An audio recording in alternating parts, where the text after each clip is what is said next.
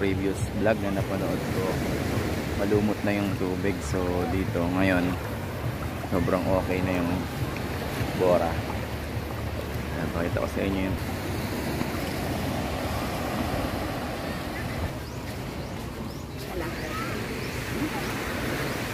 Wala lang, kasakit.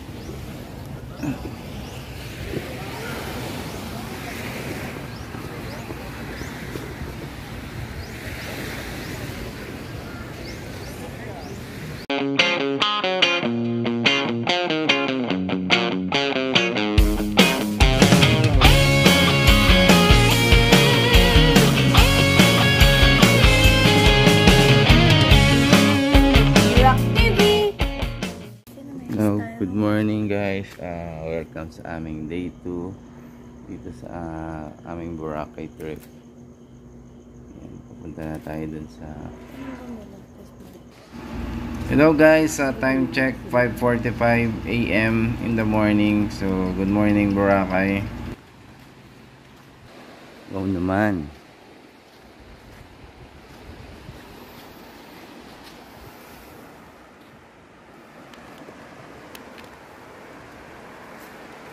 So yun, tambay muna kami dito sa gilid, kape-kape muna.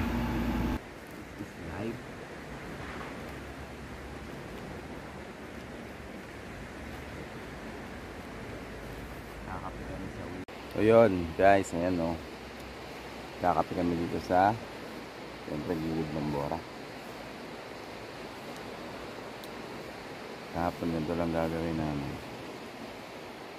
tumingin sa dagat. Marami na ring mga tao na naglalakad and yung iba mga nagja-jogging. So mamaya ikutin natin yung pista ng Boracay. Nag-island hopping din yung mga aso eh. Tropa. Hindi, mga kasama niyang basura. Yun no, pucha, parang ano to ah. Bo, ayos ah. Strolling kami dito sa Bora ngayon. Yan, papasyal namin kayo.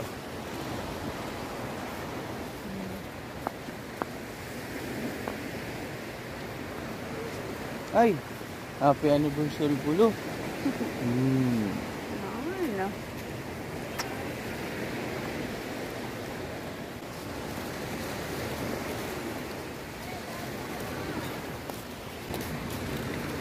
So masarap din talagang maglakad-lakad dito sa Bora.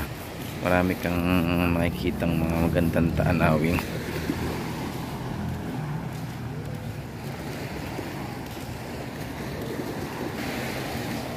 Ready woman. 1, 2, 3.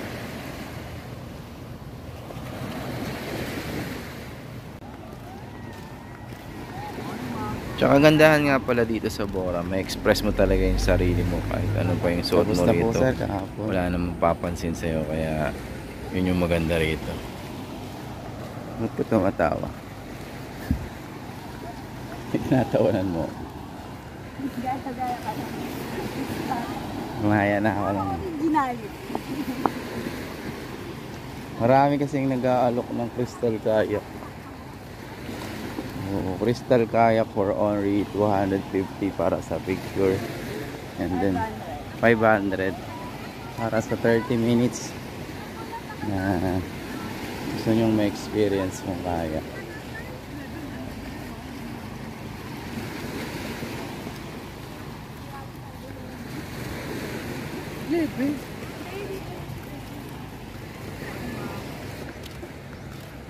Kailangan pala may birak dito mamaya. Birak!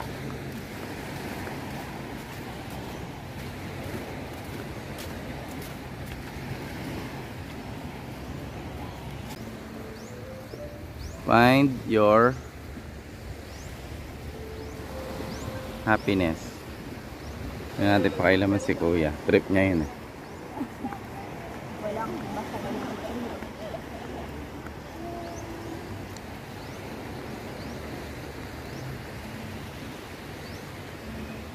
Walang basagan ng trip.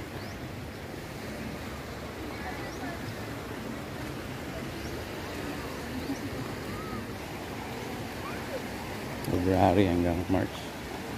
Kaming tao.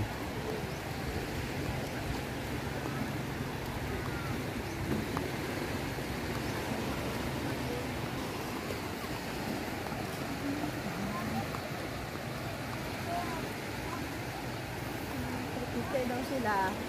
Ayan, dyan tayo. Station 3 na to. Station 3 na to. Ito yung Henan eh. Yan tayo mag-book dapat. So kung dyan tayo nag-book, ayan, ito yung dapat i-book namin nung una. La Carmela, Isla de Boracay. Hindi kami natuloy. Doon na kami sa Station 1. Ko, tama naman yung desisyon namin. Actually, desisyon ko yun, di ba? Dapat i-book na dapat namin La Carmela. Yan, pasikat na yung araw. Dito na kami sa halos dulo ng Station 3. Yan na kung mapapansin nyo, parang mas konti yung tao dito. Dito. Ito yung park ng mga bangka. Sinasabi ko sila ng mga bato-bato. Station 1, well, yung Station 1 wala yung mga bato-bato na yan. So talagang may buhangin lang siya. Sobrang pino ng buhangin. So andito na kami guys, malapit sa dulo ng Station 3. Ayan. So nilibot namin talaga yung buong Bora.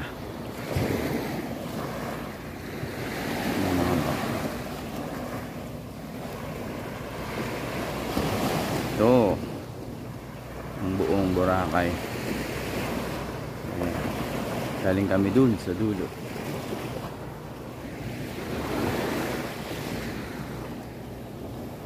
So yun guys, nandito na kami sa may bandang dulo. So pahinga muna kami, ligo-ligo muna ng konti, tsaka picture.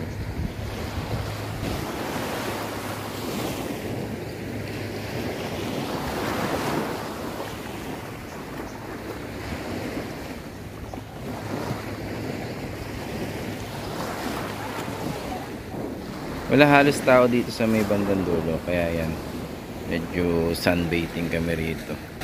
Lakas ang loob namin. Mataas na.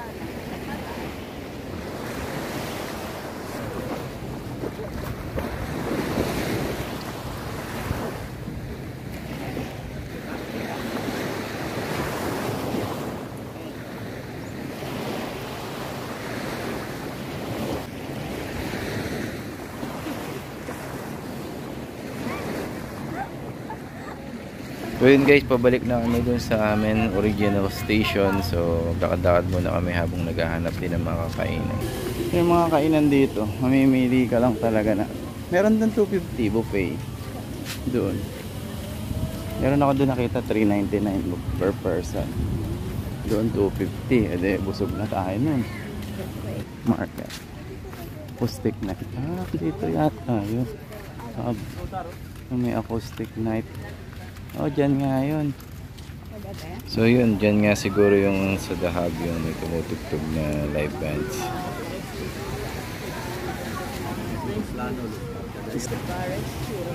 Tapos na kami kay Paris Hilton. Tatry ulit kami mamaya. Iba naman. Ano kaming gagawin dito kundi kumain. Yep. Ito ang ating buhay sa ating wallet. Kaya nga ni paring Bobby, malayo ang mararating mo basta may pamasahe. Si pare kong Babita, pagka ano niya, malayo mararating mo basta marami kang pamasahe. Yung mami, ganyan dapat usahin.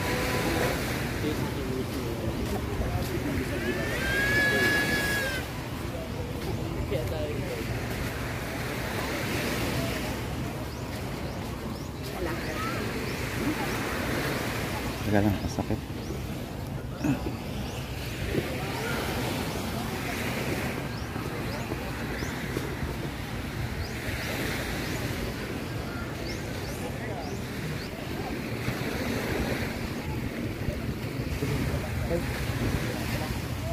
Pa kami sa dulo. Good morning, ma'am.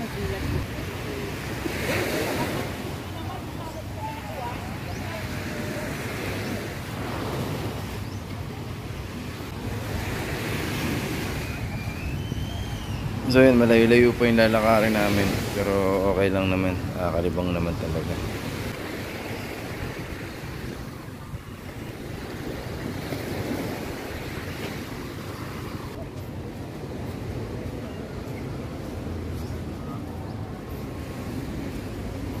Tama.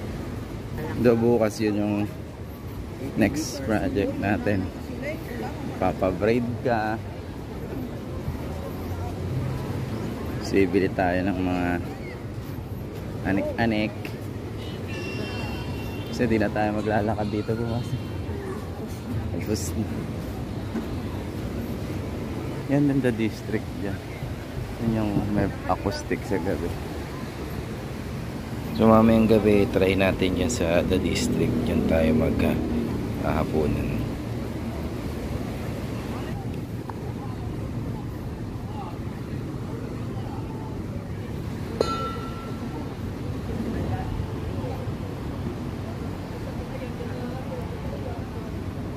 Ay talaga naman, oo guys. Pag nagpunta kayo dito sa Bora, sobrang sulit talaga.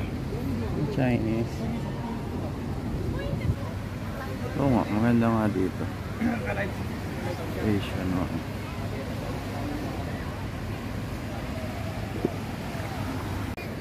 Time check, it's 8 o'clock in the morning. So sobrang init na rin. And siguro mga 9. Okay na. Okay na kami. Pahinga muna kami dito sa Gedli. So yan guys, short vlog lang. Sarap, salamat talaga kay Pangulong Digong, siyempre. Turuin mo kung di dahil sa kanya hindi ma-rehabilitate yung Boracay. So kasi sa mga previous vlog na napanood ko, malumot na yung tubig. So dito ngayon sobrang okay na yung Bora. Ayan, pakita ko sa inyo yun. Ayan.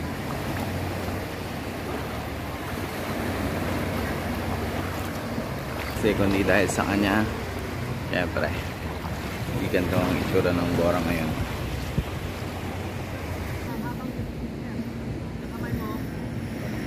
So yun guys, manonood muna kami dito ng nagpipictorial. Siguro prenup nila to. Kaya yan, panoorin muna namin sila.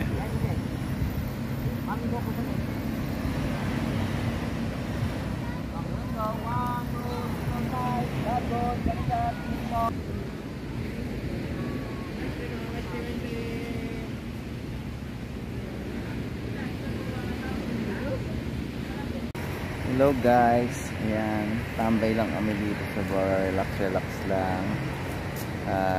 3 days, ay 4 days. Sama yung biyahe namin sa Mali. So sakto dito din kami nakapesto saan gumagawa sila talaga ng sandcastle. Kaya i-video natin kung paano nila gawin.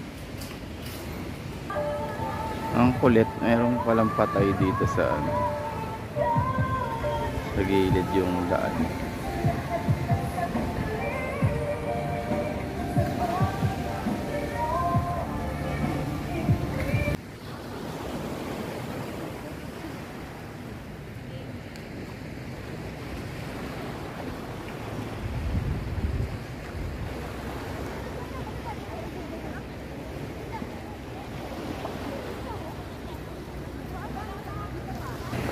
So yun lang mamaya. Kita-kita tayo mamaya.